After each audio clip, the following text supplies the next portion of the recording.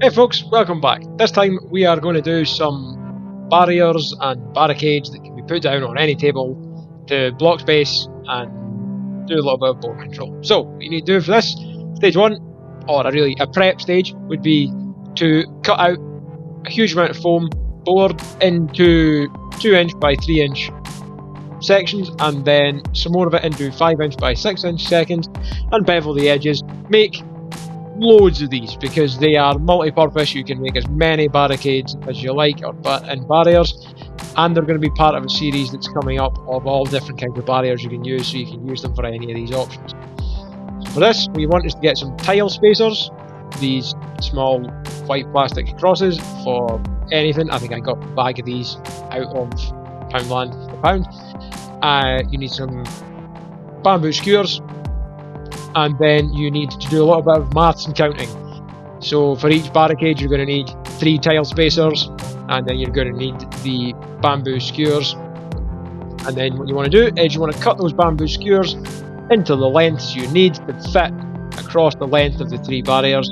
And then once you've done all that prep work, lay everything out as you need them on the bases, and then you move on to the next stage.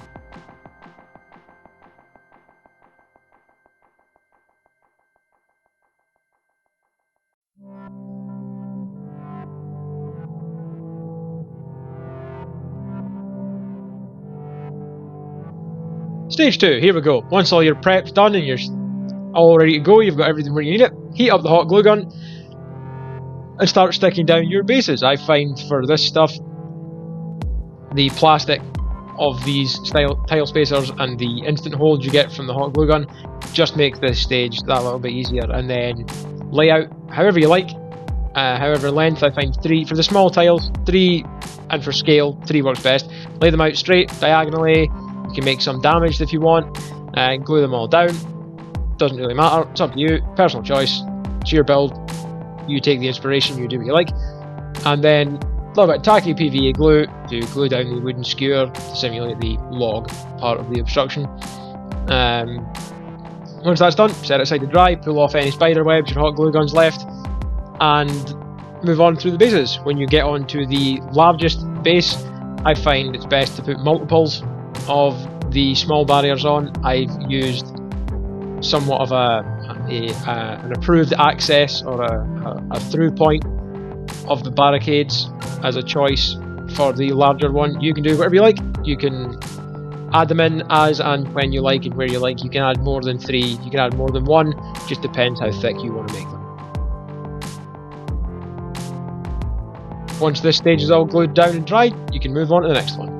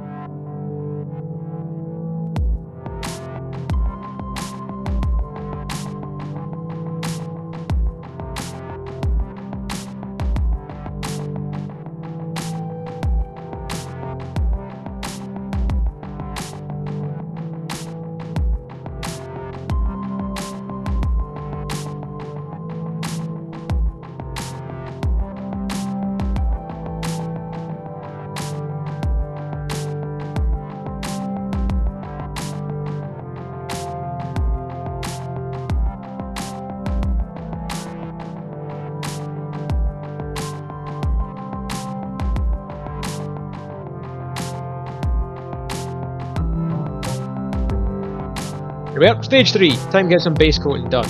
Again, I'm using the same base coat you've seen on most of the builds so far. It's just the same textured house paint I am putting on, top, bottom, all around.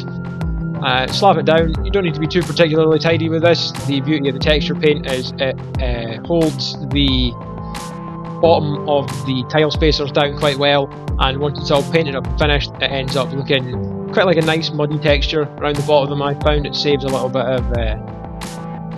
of flocking later on, depending on how you're going to do them up and tidy them once you get to the painting stage.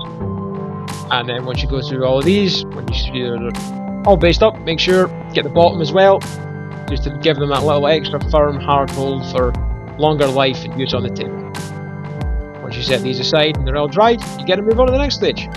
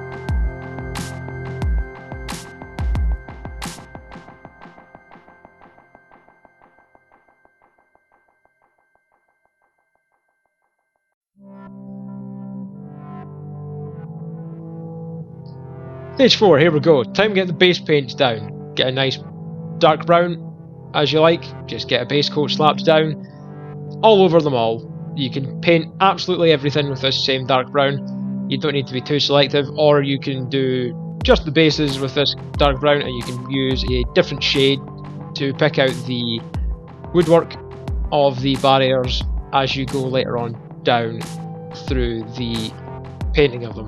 It's up to you, and this is just a quick base coat to put down, cover them up, and get ready for the later stages.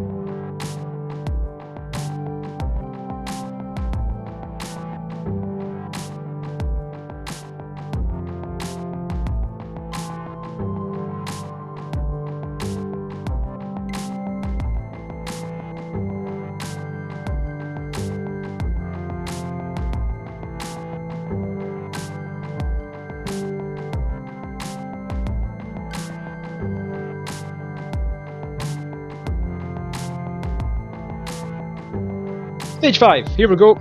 Next big stage of the painting.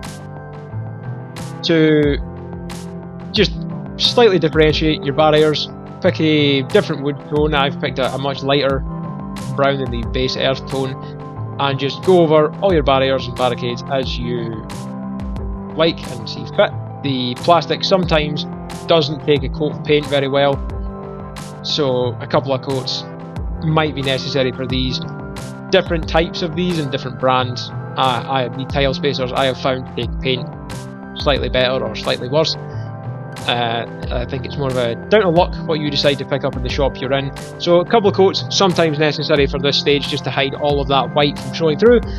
But once you get that done and they're all painted up, they will look pretty nice and ready and good enough to go on a table. The next stages are just a personal preference to add a little bit of life and depth to the pieces to put on the table. And once you get this stage all done and dried, you can move straight on into the next one.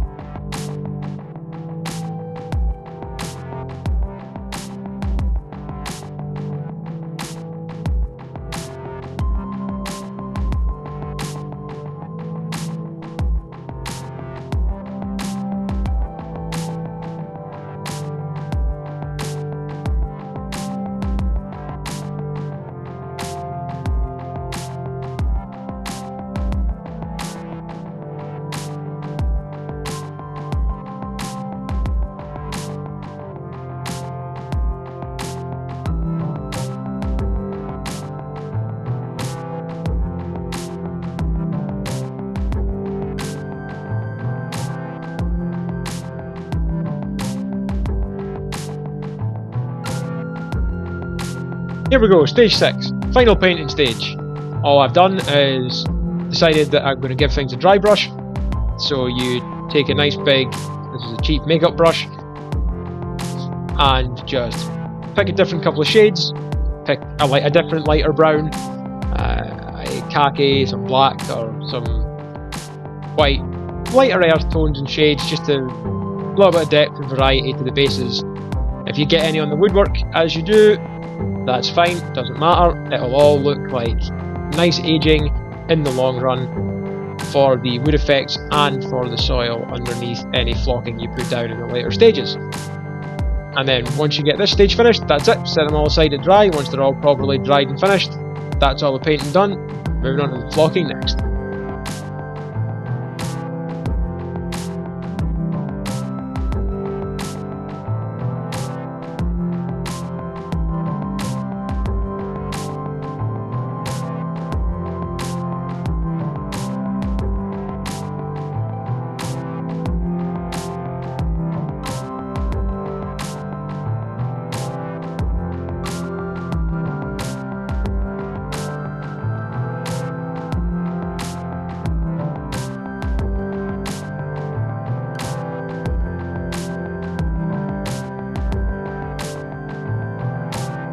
Stage 7, here we go, time to do some flocking. Once this is done, they will be ready to go for any board you like. And all you need to do, take your watered down PVA at this stage, slap it all over the base, wherever you want the flocking to stick. You can make it as good or as thin a coat as you like, in patchy or not. However you like to fit the board or table design you're building them for, just to blend them in with whatever you're using to base them, be that a mat, a bit of felt, or just any old table you're playing on top of. Once this is done, take yourself over to your tub of flocking. In this case, I'm using the same basic dark grass tones that I use to base the majority of the flocking I do. Add on as much as you want, knock off any excess that you don't want in places here and there. Once that's done, set it aside, let it dry, and you're pretty much good to go. Ready for any table use you may want in the future.